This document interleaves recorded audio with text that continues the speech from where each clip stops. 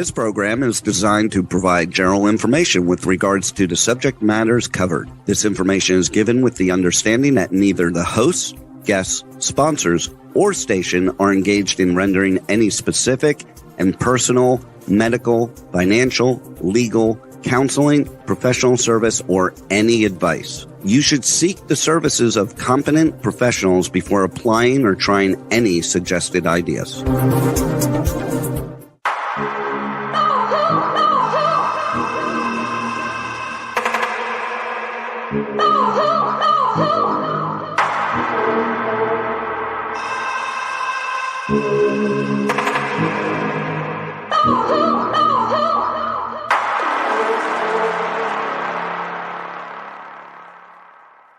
Good morning, true seekers and true crime junkies. Welcome back to another episode of Hit the Road Jack, Finding the Zodiac. I'm going to welcome back to the show today, Terry Batcher. Hello, kids. Hi, hiya. Morning, hiya. Campo. Good morning, everybody. Good morning. And our soul getter, Harriet Suchet. All right. iPhone again, so hopefully next time. iPhone. We love you guys. Love you too. We left off last week at the Albany, New York letter where I thought things kind of got interesting. Again, I get to see now why I included things like the Charlie Chop-Off series of crimes that occurred in New York, because after reading my own notes, years and years later, I've been talking about Charlie Chop-Off, I think, for at least about 3 weeks now in regards to some mutilated boys that were occurring in New York. And I had consistently written that off as something that was not likely to have been the Zodiac, and then I caught myself up to the New York or the Times Union Albany, New York letter, and I think that's what probed me to actually look into those murders and include them in the presentation. But before we get started, I wanted to address a YouTube commenter who had made a comment in regards to one of the episodes, and they asked why I have guests if I'm the one that's going to do all the speaking. Now, it's unfortunate they didn't have any real good question in regards to evidence or otherwise, that they really were just kind of, it's that ad hominem argument again, beating up on me. But the bottom line and the easiest or simplest way to describe this is I paid for it. I paid for it.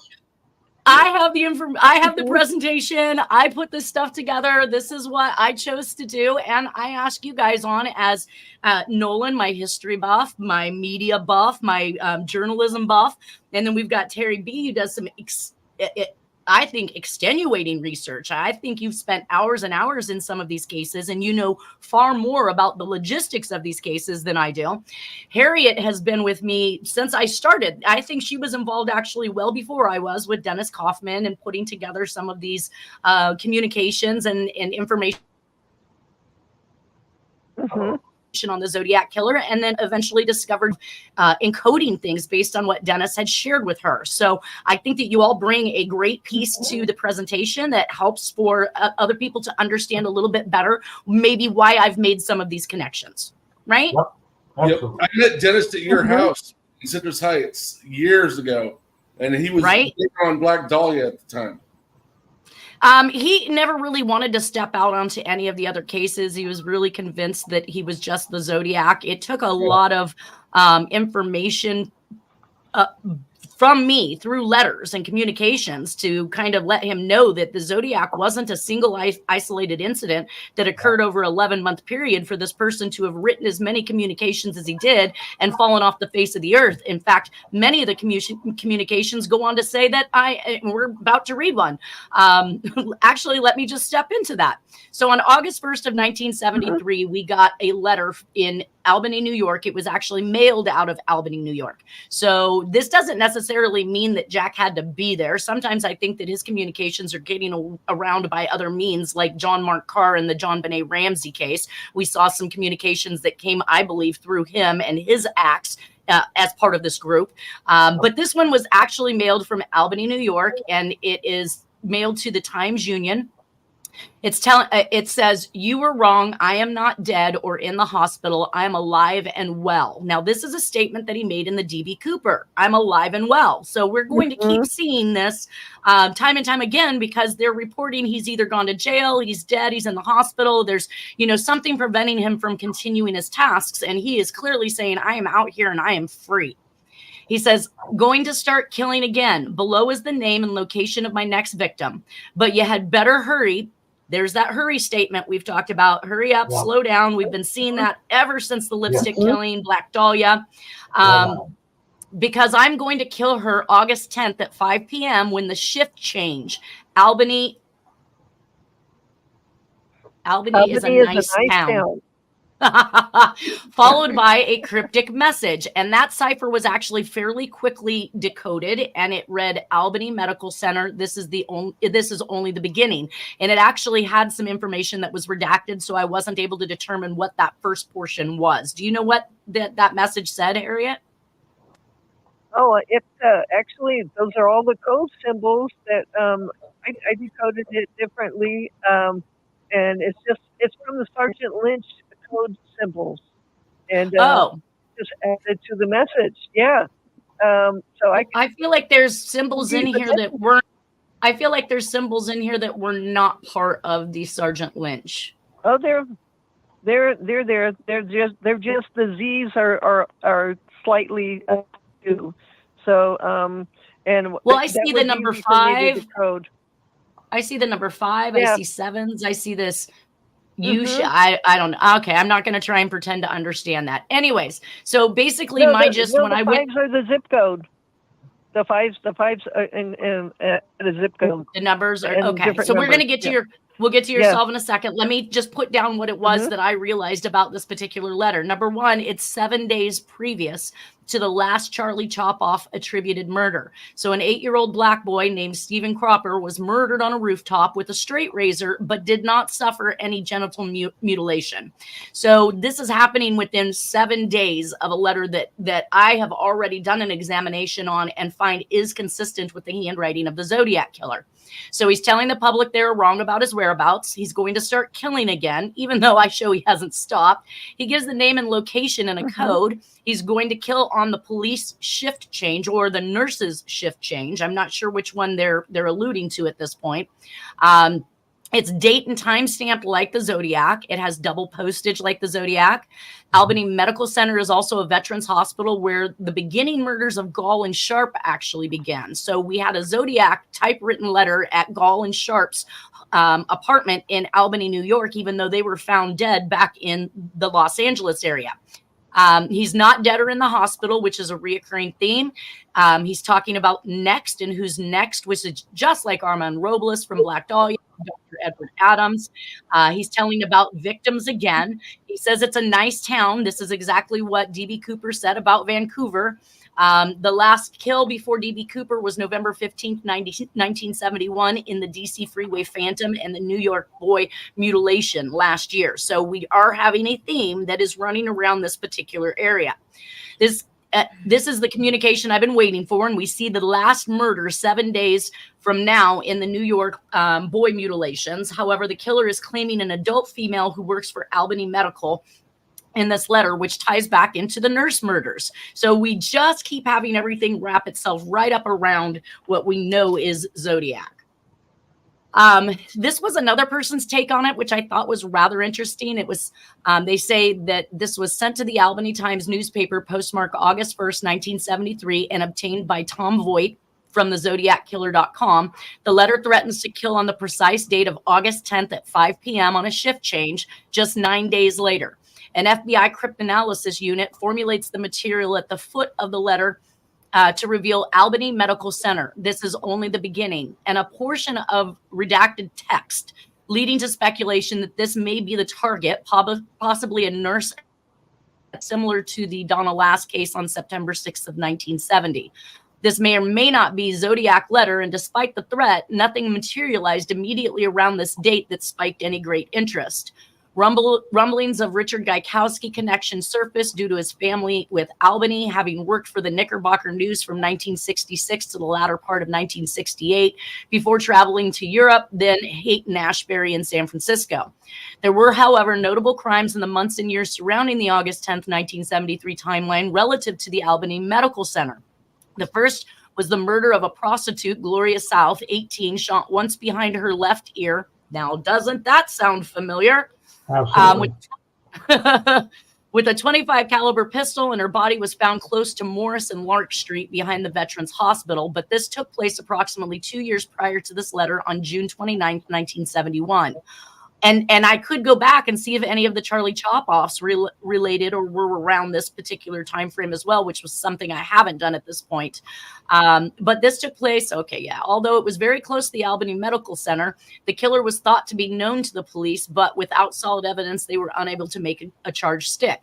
The second was a lot closer to the timeline, but on this occasion, it occurred 4.5 months after the said date of August 10th on December 27th, 1973, when Barbara Smith, 24, of Hamilton Street was murdered close to the St. Philip's Daycare Center on Rhodes Street. She had severe head injuries inflicted by a rock after the killer had failed in his first attempt when the bullet he fired failed to penetrate the woman's skull. Again, these locations are close to the other murder along with the Albany Medical Center. On November 2nd, 1974, Kathleen Kolodjizze, I'm not going to be able to say that name, vanished after leaving the Vault Bar in Cobleskill. Having turned down the chance to return to her dormitory with a roommate, she was last seen heading along Main Street. So this is another student. The village of Cobleskill lies approximately 40 miles west of Albany. According to a witness, she was last seen getting into a yellow Volkswagen Beetle just before 2 a.m. We do have Jack with a yellow Volkswagen Beetle, and he can be seen in those pictures in Texas. I don't know. I'll have to go back to check that time frame. Let's see here. Just before 2 a.m., although this is far from certain. 26 days later, on November 28, 1974, she was discovered on McDonald Road, Richmondville, lying on a stone wall. Now, we do have the original letter from the communication of Georgette Bauerdorf was found on a stone wall near a school. So I don't know if this was a communication put together for the suspect, because again, we do find that the way the laying of the body, as Terry had mentioned in our last episode, that the way the body was laid out was very purposeful. So this could have been a purposeful connection. Quick question: Who wrote this, and where was it published? This is on one of the Zodiac websites that you can find online. It looks like I didn't take down the actual URL in which I got it from, so I am not sure. Okay. It's intelligently written. Right. So, lying on a stone wall, she was partially clothed, just like many of the victims, have been brutally stabbed in the back and shoulders numerous times. Kathleen's autopsy was carried out at the Albany Medical Center. These murders occurred from June 1971 to November 1974. The Zodiac's hiatus in confirmed correspondence occurred between March 1971 with the Los Angeles letter or questionable Pines card in January 1974 with his last reputed contact in the form of the Exorcist letter. Now, he says last reputed contact. That is not. Exorcist letter is not where the Zodiac ends. But as likely is that, and again, he makes a very good point. From March of 1971 to November of 1974, there is this hiatus from the Zodiac killer, but we see these other serial killing sprees pop up in these other locations. So, but as likely is that a 1971 Zodiac letters marked the end of one era only for a new one to begin. My thoughts exactly. Is it possible the Zodiac switched from one location to another during this timeline, or maybe the Zodiac is simply being credited for crimes far and wide beyond the realms of reason? Many researchers question the nature of certain crimes like un-Zodiac-like in their modus operandi, but he did once claim in the November 9th, 1969 bus bomb letter that he would change the way the collecting of the slaves. I shall no longer announce to anyone when I commit my murders. They shall look like routine robberies, killings of anger, plus a few fake accidents, etc. So who knows? The murders of Doreen Gall and James Sharp provided another link, but in a different way. In the Gall residence was located in Myrtle Avenue, which is in Albany, within touching distance of the Albany Medical Center. Gall and Sharp had been brutally murdered and disfigured. Their bodies found on November 21st, 1969 in a Los Angeles alley between Arapahoe Street and Magnolia Avenue. And that takes me back to the Magnolia murders, which was more the Black Dahlia era. So although they had been killed at another location, they had been stabbed over 50 times, their eyes slashed. Doreen Gall had been currently residing at the Scientology Thetan Manor hippie commune, having graduated 1 year earlier from high school in Albany, switching from a Roman Catholic upbringing to the relatively new movement of Scientology. A note found in her room claimed to have been sent by the Zodiac Killer. And that note said, if you guys haven't seen that episode yet, the letter found in Doreen Gall's belongings read, "So you think you can fool the old killer? Ha, ha. I know all your movements and the time they are made." Now, we know this relates directly to John Benet Ramsey's note, right? Yeah. Terry? I was just going to ask if they had affiliations to Scientology, and then you answered my question by reading further. But also, there's rumors that these people were linked to the Manson clan, too. And the Manson clan is suspected. Yes.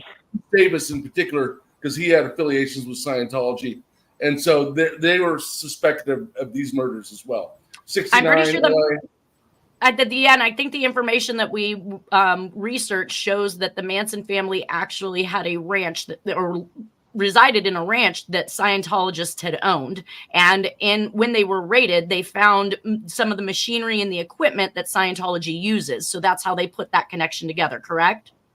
Right, and then Manson had lots of connections with Scientology, and so did several of his followers. Most notably, his right-hand man, Bruce Davis.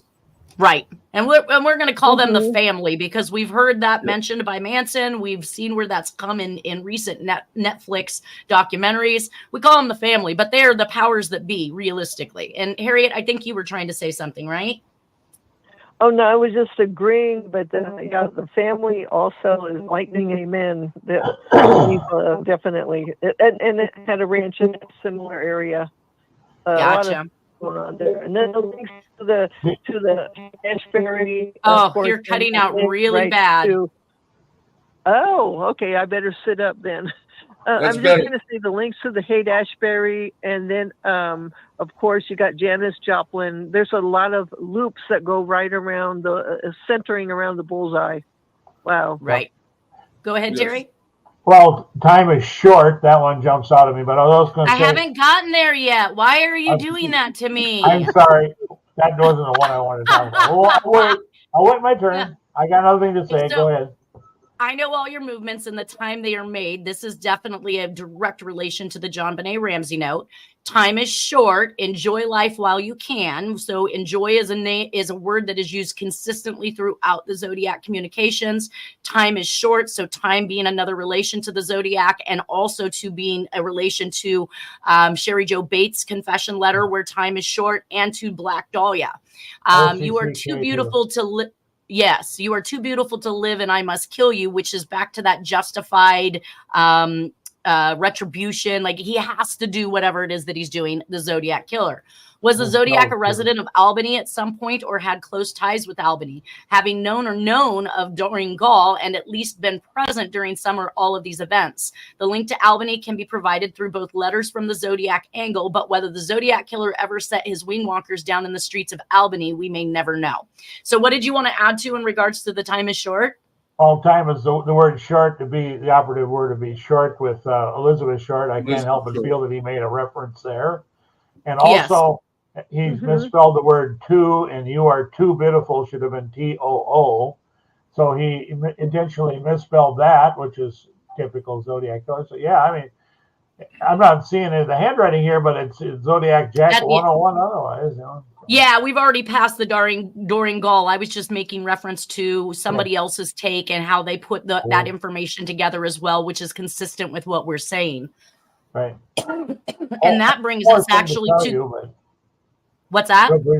Real briefly, I learned the other day that by happenstance, the late actor Steve McQueen was almost at the Manson killing, but we'll go into that later. He was almost. He was friends with Sharon Tate. But anyway, gotcha. Later on So that. she was up in the movie realm, so she's probably bound to be friends with lots of actors.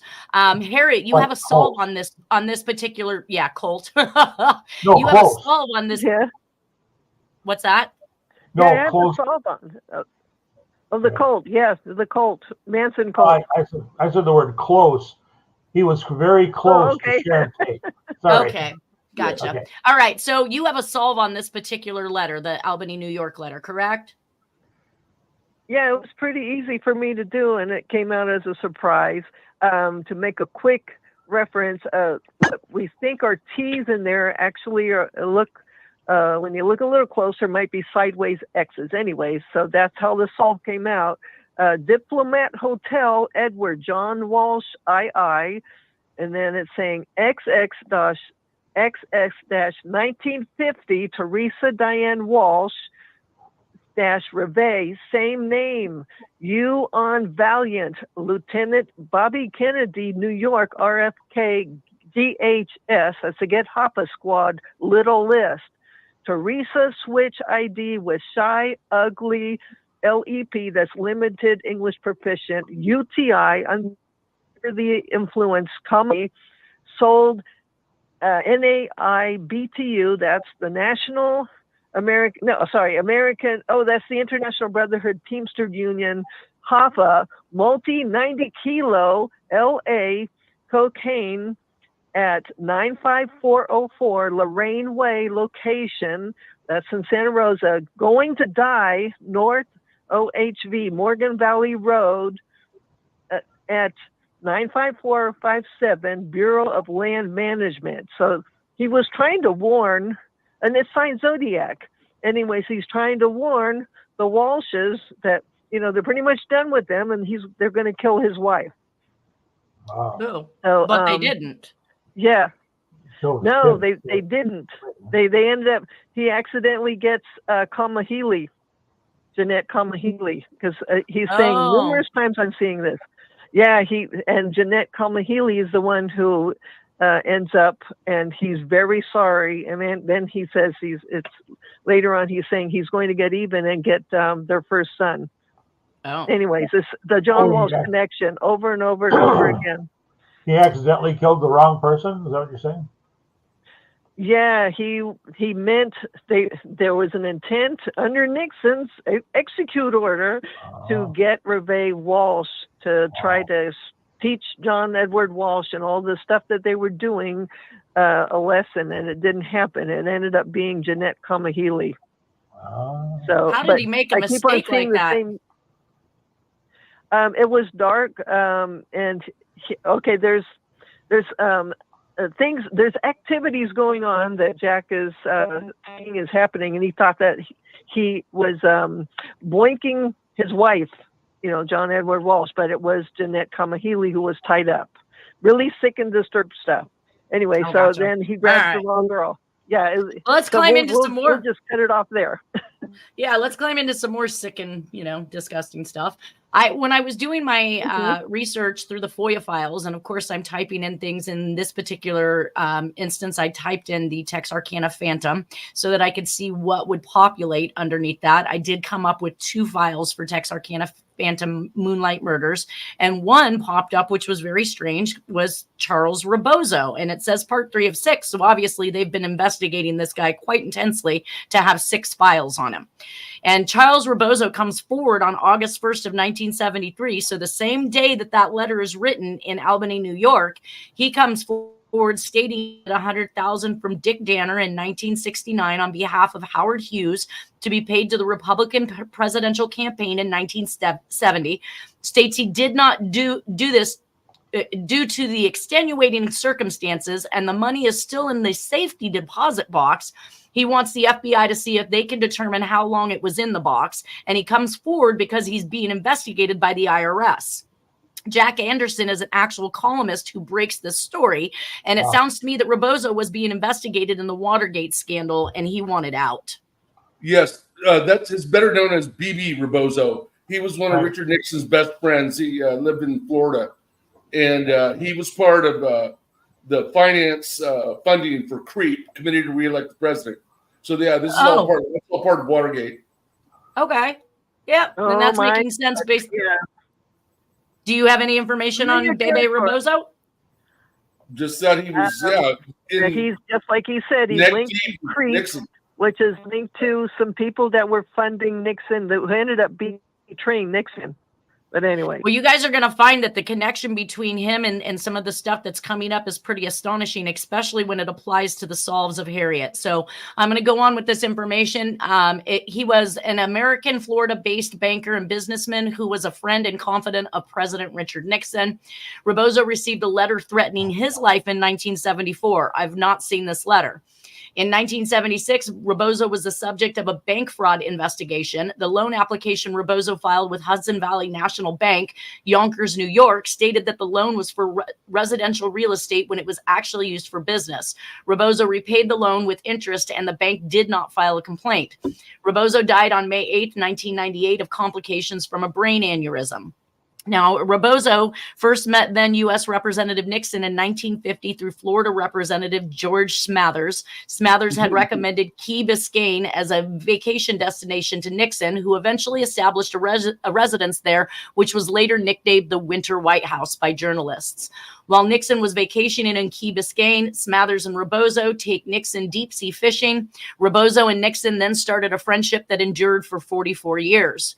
Rebozo quickly became best friend and financial and real estate advisor to Nixon. And in 1968, Rebozo changed his party from Democrat to Republican.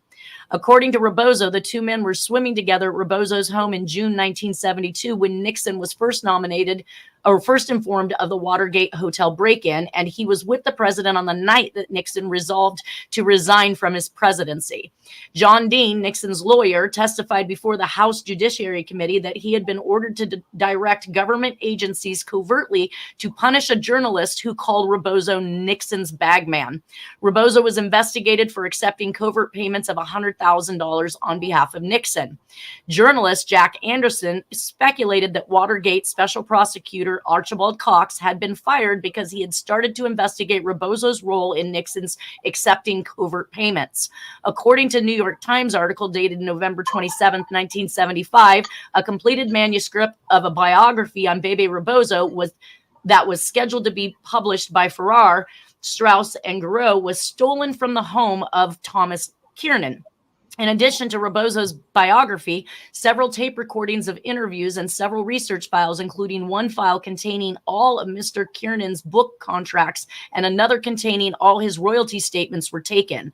Other news coverage at the time pointed out that the time that the thieves ignored jewelry and other items of value. So they were definitely not there to rob him. They were there to remove any information or research that he has done. Well, I guess, Harriet, in our way, if they just crash our computers, I feel better than knowing somebody came into my house and stole my stuff. Yeah. I have a couple quick comments on Smathers. Yes. Smathers is all over the board. He was tight with Jack Kennedy. I didn't know he was tight with Rebozo, but makes sense. They're both in Florida. He went to law school in Florida, or he went to the University of Florida with Phil Graham, who ended up marrying Katharine Graham, publisher of the Washington Post. Phil Graham later died mysteriously, allegedly of a self-inflicted shotgun blast. But that has to do with the mind control stuff. We're not on that right now. But anyway, they both clerked for Supreme Court Justice Felix Frankfurter right after law school. And they would argue back and forth. And they were all in the in crowd. And Smathers would go out on a boat with JFK, and they would womanize. They'd go to Europe together and chase women and, do what rich people do, whatever. It's crazy. It's crazy. There's a lot of connections. Anyway, the Epstein disorder. Now, here's some of the interesting things that I found out about Bebe Rebozo through the FOIA files when I looked at him. It says Charles Bebe Rebozo is a rich bachelor friend of President Nixon, but comparatively few people know any more about him. Congressman Wright Patman may change. And is curious about a deal with the Small Business Administration that guarantees Rebozo, with whom Nixon went boating over the weekend, a $2.4 million return on a $900,000 investment in a Miami shopping center for Cuban exiles. Patman is chairman of the House Banking and Currency Committee, one of the congressional overlords of the SBA. Wow. Patman said Friday he was seriously considering investigating the SBA Rebozo deal. Thomas A. Butler, the Miami regional director of the SBA, has also asked his bosses in Washington to take another look at the deal with Nixon's friend in a $3.5 million island off South Miami Beach. At the SBA's request, Rebozo and Miami real estate developer CVW Price Jr., I believe, built a 34,000 square foot shopping center in Miami for the exclusive use of Cuban exile businessmen. And that's interesting because, right, Cuba has kicked out all of these mob people, right? They've shut down all of their businesses, their hotels, their gambling institutions, and yet we're bringing these Cubans here in exile and then setting them up for money-making prosperity. I mean, based on this anyways. Shopping centers scheduled to open later this month cost Rebozo and Trice $900,000. In return for their $900,000 investment, the SBA has agreed to pay Rebozo and Trice the rent on the shopping center stores for the next 20 years. Wow. Even if the businesses fail. Butler said the SBA's 20-year rent guarantee will net Rebozo and Trice about $2.4 million. Hey, good work if you can get it. It's a right. It's a form of keeping them quiet, you know. And my experience is when you find there's not much known about these people, that they are somehow linked to the intel community, not just CIA, but international. Now you're saying it, CIA, I mean, Cuba, the Cold War. So that's my take on that. But, you know, it's not saying he's a really bad guy, but he was put in position where he, in order to remain happy and alive, that would make it so he would remain silent on a lot of things for the next 20 years. Yeah. Well, if he's going swimming with George Smathers and Richard Nixon, he's in deep. Right. Yeah. What do you know about Maurice Stans? He's from my hometown. He was Maurice Stans was in charge of the committee to reelect Nixon. He was the finance director of CREEP. Okay. Yeah. Mm-hmm. Well, this one goes on to talk about. This one goes on to. Sorry, this one. The letters go on to talk about Jack Anderson, who is the journalist that's trying to out this information. And it says, enclosed for information are newspaper clippings pertaining to Jack Anderson's recent column on Howard Hughes. It will be noted that Anderson's merry-go-round column does not appear regularly in the Las Vegas newspapers, and accordingly, the articles are editorialized rebashes of his merry-go-round column. With reference to Anderson's article of 8/7/71, wherein he made mention of SAC Las Vegas, to date, there has been only one press inquiry in the matter, which was responded to in strict compliance with the text approved by the Bureau on 8/9/71. So the FBI in strict, right, telling what's going to actually be said. The general reaction to that article in Nevada is that Anderson is off on another of his name-calling tangents, and in this, as in many other issues, his charges are not only false, but also ridiculous. And that bothers me because they are admitting to the fact that, yes, he's writing a letter about Rebozo and about Nixon and about Hughes and how this merry-go-round went around, and yet they're calling him off his rocker, which is oftentimes what Harriet and I receive, or even Terry, right? You're told you're off the rocker if you put something good together. So the FBI is trying to discredit Anderson? Is that what's going on? Correct. Okay. Well, Anderson, too, is all over the board. I believe he wrote for the Washington Post as well, which is Phil Graham. That's what it said. He's a publisher, yep. And but he was one of the most influential columnists of all time. Absolutely. And he was heavy duty during the Watergate era and after. So, and if you're telling the truth, then you must be a conspiracy theorist, and you must be, off on some tangent, of course, based on the FBI. This one goes on to say Watergate Special Prosecution Force, WSPF, advised subject, which is Rebozo, he is a target of a grand jury inquiry regarding possible tax evasion violations. So Special Prosecution advises him of being, and I'm not sure how that, well, I guess that does wrap itself around Nixon and Watergate and re-election. And the WSPF requested investigation to determine subscribers of 2 telephone numbers in Mexico City, which numbers were called from the Key Biscayne Bank and Trust Company, Key Biscayne, Florida, of which subject is the president. So that's Rebozo. promptly determined subscribers of these numbers.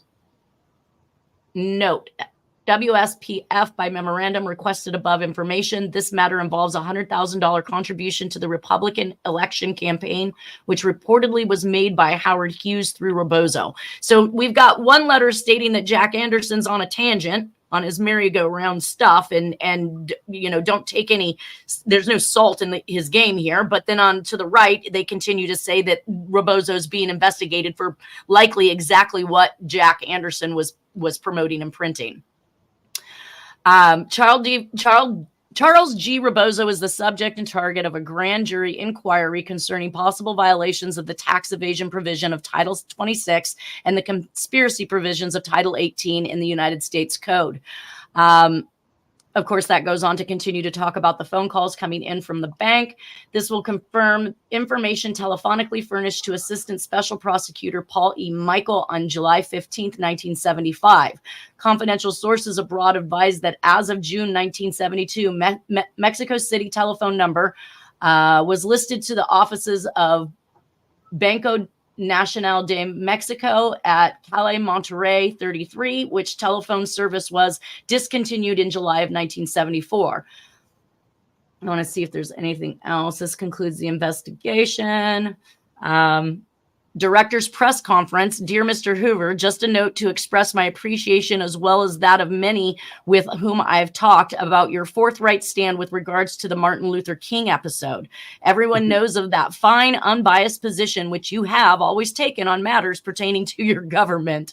It is unfortunate that extremes from any segment of our citizenry refuses to acknowledge any other viewpoint.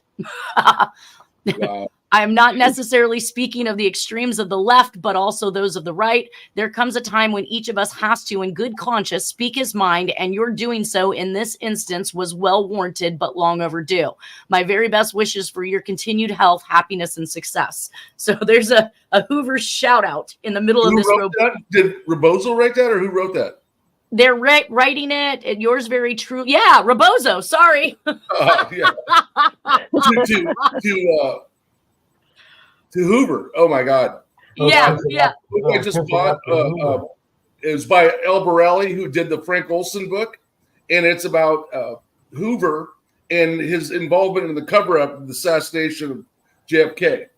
He basically says he's he basically names him as a co-conspirator after the fact. And here he is getting props by Rebozo. Yeah, this is awesome.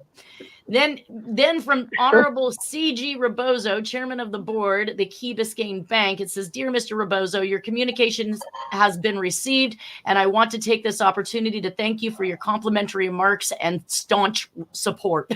I have one more point to make on that. The reference to Martin Luther King, the reference by Rebozo to Martin Luther King is kind of a veiled blackmail threat, because Rebozo probably knows that Hoover was part of the whole assassination plot of King. Right. It's just disgusting. MLK? It says the left and the right. So Rebozo's saying, I said something on you, Hoover. Don't fuck with me. Excuse me. Yeah. Go ahead, Harry. He's Republican. He was Martin Luther King was Republican. So yeah, there's definitely a quiet little blackmail thing there. Remember him? Remember that case? A lot of people forget that Martin Luther King was Republican. I don't know that. I would have assumed to be left of center, but I went to Martin Luther King Law School. I never heard that. Well, I'm sorry, because if people keep on bringing him up, and they think that he was on the Democrat side, which he was on JFK's side, but as far as the party, he was a Republican. Well, people took over his bailiwick are both left of center. Especially Al Sharpton, Reverend Al Sharpton. Mm-hmm. Anyway, well, I have more memorandums that go on to talk more about the involvement of Bebe Rebozo and other high-profile people, like his stay at the Biscayne, Florida, with the Attorney General, along with Mrs. Mitchell and his daughter. They took a cruise with Bebe Rebozo aboard his houseboat. So here he's rubbing elbows with the Attorney General. I mean, how much trouble could he possibly get in, right? It says the Attorney General and his family also visited a personal friend of the president at Grand Cay in the Bahamas over the weekend of 4/10 through 11/71. Mr. and Mrs. Abplanalp, there's a last name, were extremely courteous to the essays accompanying the Mitchells and expressed admiration on several occasions of the caliber of work of the FBI. So here's another let's prop up and promote, right? Yeah. Those are both internal memos. Clyde Tolson was the number 2 man under J. Edgar Hoover, and then Moore was probably like the number 4 or 5 man in the FBI at the time. Gotcha. Well, an additional piece of information said, we'll contact USA's office to determine if any additional investigation is desired in this manner. For the information of the Bureau, Charles G. Rebozo, president of the Key Biscayne Bank, was interviewed on 12/1/1970 and a personal friend and confidant of President Nixon and a friend of the Attorney General Mitchell. So this just goes on to show how wrapped up they are. On 9/11/70, news media released information that the FBI is investigating the pledging of 900 shares of stolen IBM stock. Did we not just make a full circle here, you guys, on the key punch operator? IBM stock at the Key Biscayne, Florida bank headed by Charles G. Rebozo, close personal friend of the president. The release indicated that Rebozo became suspicious of the transaction and called the president's brother, Donald Nixon, in California in an effort to further check on its authenticity. Further, upon learning that we were investigating the matter, he disposed of the stock. A civil suit has been filed in the U.S. District Court of Miami against the Key Biscayne Bank, headed by Rebozo, by the insurance company representing the brokerage house from which the stock was stolen. By way of background, this is a case in which approximately $2 million in IBM stock was discovered missing in September of 1968 from the New York brokerage house of E.F. Hutton and Company. Investigation determined that 900 shares of this stock had been pledged at the Key Biscayne Bank, headed by Rebozo, by Charles L. Lewis of Atlanta, Georgia. Now we've got the Atlanta, Georgia connection, for a $195,000 loan. Before making this loan, Mr. Rebozo had considerable investigation conducted concerning Lewis and the stock, including requesting that the president's brother, Donald Nixon of California, make inquiries concerning the borrower. After the loan was approved, Rebozo requested E.F. Hutton and Company to reissue the stock in Lewis's name. This was agreed upon, and when Rebozo forwarded the certificates to the company did not discover that the stock was stolen and that the certificates in Lewis's name. The insurance company for E.F. Hutton and Company was filed. So obviously a stolen large amount of shares of IBM. Gosh, you guys. On 9/11. On 9/11. Yeah, 9/11. 9/11. That means something. Yeah, there's a lot of things going on there. I wish I could elaborate more, but yeah, I'm seeing them myself. Many. Wow. So it goes on, a civil action in U.S. District Court, Miami, against Rebozo and his bank. We have conducted an extensive investigation in this matter, and to date, we have developed no indication that Mr. Rebozo or anyone at his bank had knowledge that the securities were stolen. Our investigation has uncovered the involvement of a number of individuals in this matter, and it is currently being presented to a federal grand jury at Miami. It is expected that indictments will be returned against multiple subjects in the early part of 1970. Action. The above is submitted for information. We have not released any information surrounding our investigation in this matter to news media. Quite probably, the information was obtained through review of court records plus contracts by news media with Rebozo and Lewis.